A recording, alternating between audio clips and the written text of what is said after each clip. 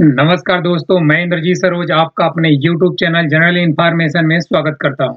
अभी हम देखने वाले एक आर्टिकल जो कि देश के सुरक्षा से रिलेटेड है। एक क्या हुआ, कैसे हुआ, क्यों हुआ, क्या जरूरी था, क्या नहीं जरूरी था, सब देखेंगे और किसको कितना फायदा है और किसको कितना घाटा है, ये भी हम इस चीज में देखेंगे। भारत सरकार ने आतंकी खतरों से निपटने के लिए सख्त नीति बनाई। भारत सरकार अभी सेंट्रल गवर्नमेंट जो है, इन्होंने ही नीति बनाई है। और इस पे क्या है, अमित शाह का बयान और मोदी जी का, और इस पे किसके लिए नीति बनाई गई है, आतंकवादी कहाँ के हैं, कैसे हैं, क्या करते थे, ये सब हम देखने वाले हैं। पहलगाम हमले का हमने 2025 में बहुत अच्छे से देखा था, जो कि हमारे देश के लिए एक बहुत दुखद दुर्घटना थी। और इसने एक हमें अलग तरीके से नजरिया दिया, क्योंकि यहाँ जाति पूछ के मारा गया था। तो इसके लिए आगे कार्रवाई करना बहुत जरूरी था। देखिए इंडियन गवर्नमेंट ने क्या किया है और उस चीज को हम अच्छे से देखेंगे।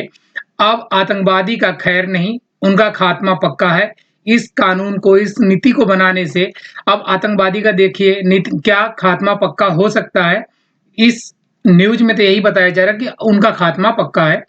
पड़ोसी देशों को बड़ा झटका, होश उड़े उन सबके जो इंडिया के पड़ोसी देश हैं, उनके होश उड़ गए जो इंडिया में टेरर अटैक कराते थे, टेररिस्ट भेजते थे और उनको किसी काम पे लगाते थे। अब उनके लिए बहुत बड़ा झटका है, क्योंकि ये दो खोपड़ी का एक ऐसा प्लान है जिसे लगता है कि अब उनके होश उड़ चुके हैं। चलिए दोस्त, बिना समय गंवाए हम एक लाइन टू लाइन देख लेते हैं। और हाँ, वीडियो थोड़ा भी अच्छा लगे, इंफॉर्मेटिव लगे तो प्लीज चैनल को सब्सक्राइब करना, वीडियो को लाइक करना, दोस्तों में शेयर करना। केंद्र ने आतंकी खतरों से निपटने के लिए पॉलिसी जारी की है। क्या पॉलिसी है, लाइन टू लाइन देखेंगे। इसमें दोस्त ये अपना प्यारा सा भारत है और ये पूरा वर्ल्ड मैप है। इस भारत में कुछ इधर ही हमारे आतंकी हैं, यहाँ से हम पे अटैक किया जाता है, जिसमें हमारा लद्दाख, जम्मू कश्मीर, पंजाब, राजस्थान और गुजरात, ये 1 2 3 4 5 ऐसे हमारे 2 यूनियन टेरिटरी, 3 ऐसे स्टेट है जिसे पाकिस्तान बॉर्डर शेयर करता है।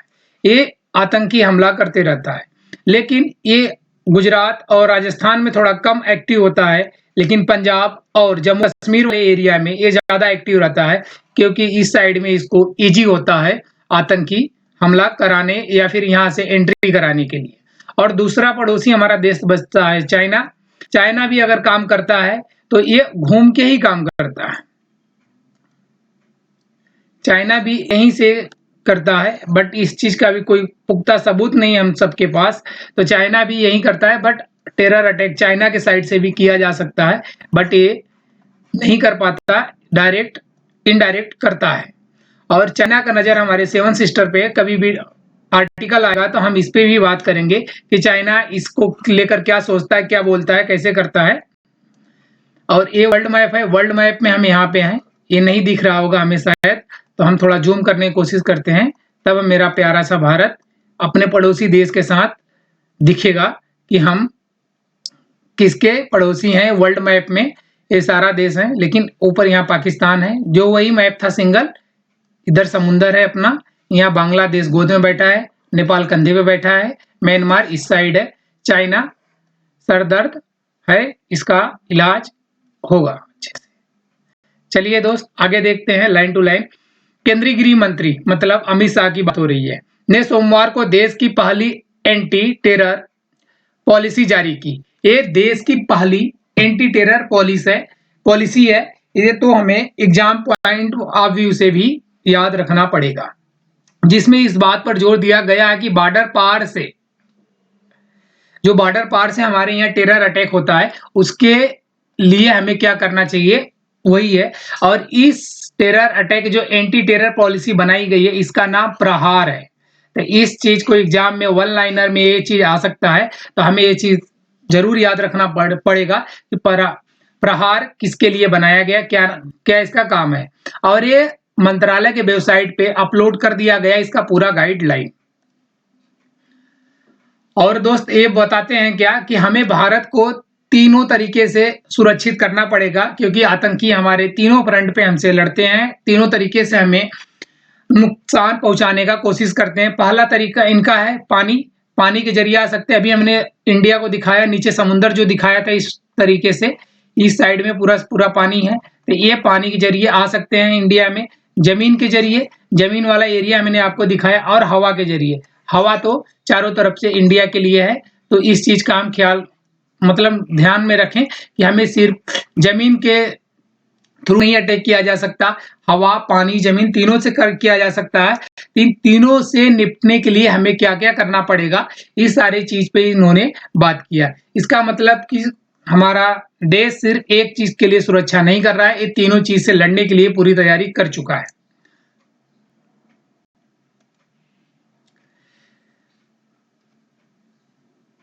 और ये एक्ट जो है ये सीधे आज ही निकल के नहीं आया, ये 23 दिसंबर 2025 को ही रिपोर्ट में द हिंदू के न्यूज़पेपर में प्रिंट हो चुका था, और इसका ये बयान था उस टाइम की ये जल्द ही जारी किया जाएगा। मतलब जितना प्रारूप जो नियम कानून है, कैसे कैसे इसे फॉलो करना पड़ेगा, वो सारा का सारा चीज बना दिया गया था 23 दिसंबर 2025 को ही। उसके बाद इसको जारी करने का वेट कर रहे थे कि इसमें और कुछ सुधार किया जा सकता है, इसमें और कुछ ऐड किया जा सकता है, या और कुछ हटाने की जरूरत है। तो वो सब पूरा बात विवश होने के बाद ये चीज कल जारी हो चुकी सोमवार को।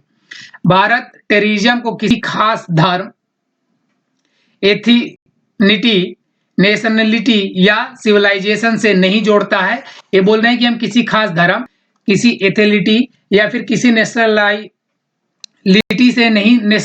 से नहीं जोड़ते हैं। हम इसको आतंकवादी को आतंकवादी ही बोलेंगे, और इसके लिए जो हमारे पास काम होगा वो सारा काम हम करेंगे। हालांकि इसमें कहा गया है कि भारत बॉर्डर पार से स्पॉन्सर टेररिज्म से प्रभावित हुआ है, जिनमें जिहादी टेरर ऑर्गेनाइजेशन और फ्रंटल ऑर्गेनाइजेशन लगातार टेरर हमलों की प्लानिंग करते हैं। मतलब इन्होंने दो ऑर्गेनाइजेशन का नाम लिया जो कि इंटरनेशनल ऑर्गेनाइजेशन घोषित कर दिए गए, अंजाम दे रहे हैं।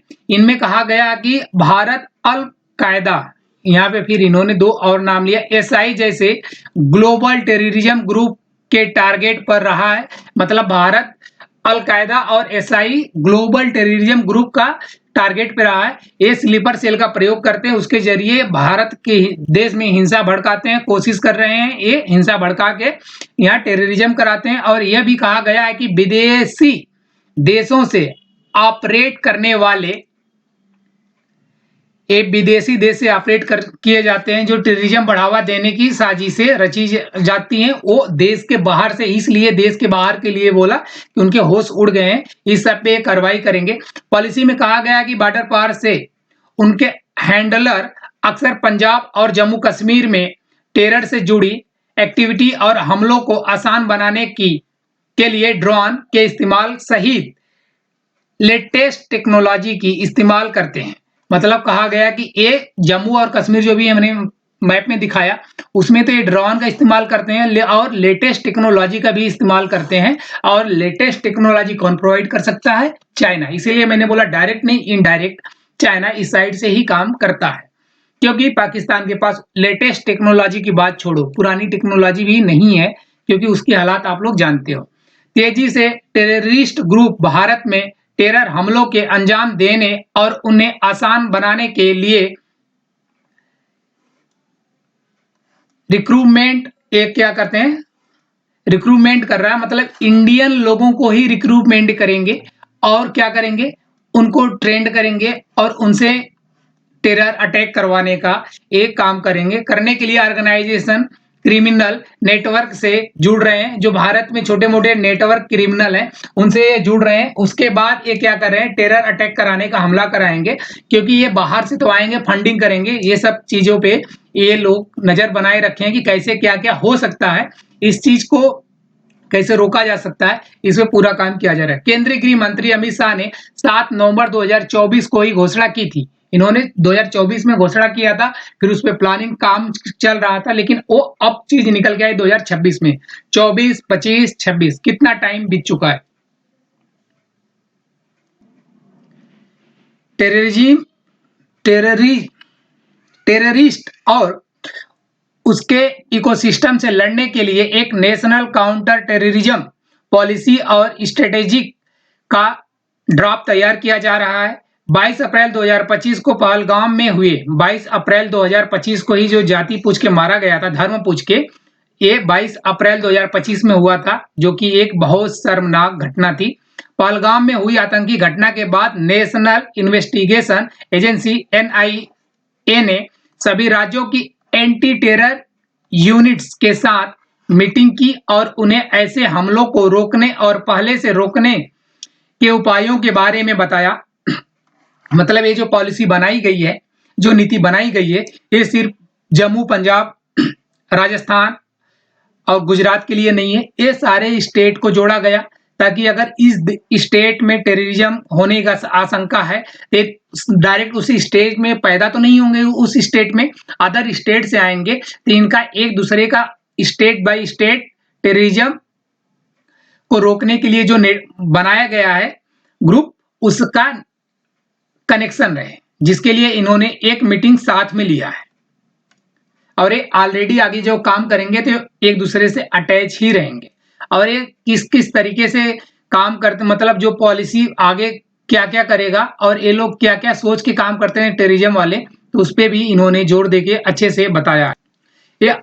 ये आतंकी क्या क्या यूज करते हैं, उसके लिए इन्होंने क्या नोटिस कराया, ये जो प्रोपेगेंडा होता है और ये प्रोपेगेंडा बना के उस पर टेररिज्म कराते हैं और कम्युनिकेशन फंडिंग करते हैं एंड गाइडलाइन टेरर अटैक भी ये देते हैं।